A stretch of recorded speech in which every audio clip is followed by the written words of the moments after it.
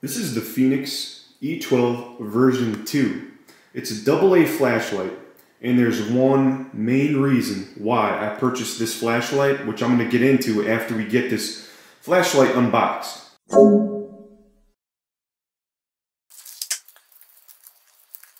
Comes with the manual,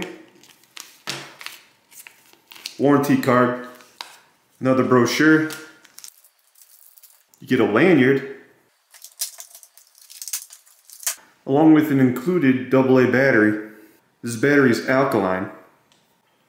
It also comes with an O-ring as well. This specific flashlight also comes with a battery case.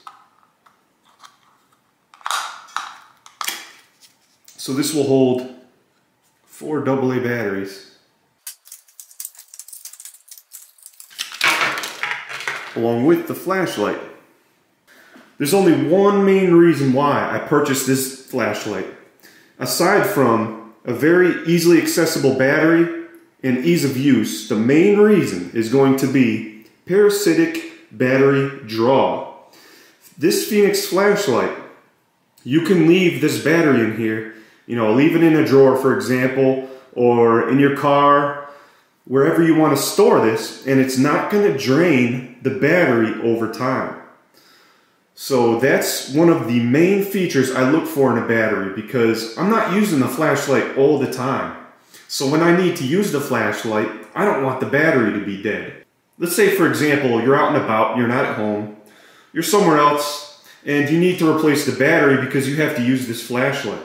The odds of you running into a AA battery are far more common than finding a CR2032 or, those larger capacity, well-known lithium batteries. You're not going to find those just anywhere. You're probably going to have to order them.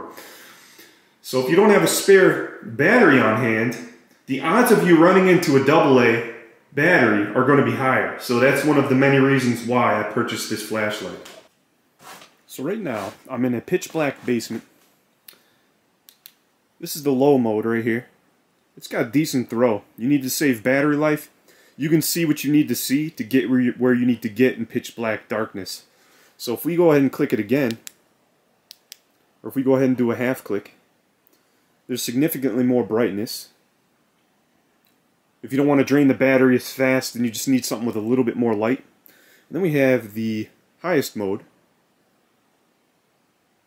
which shines a little bit more light.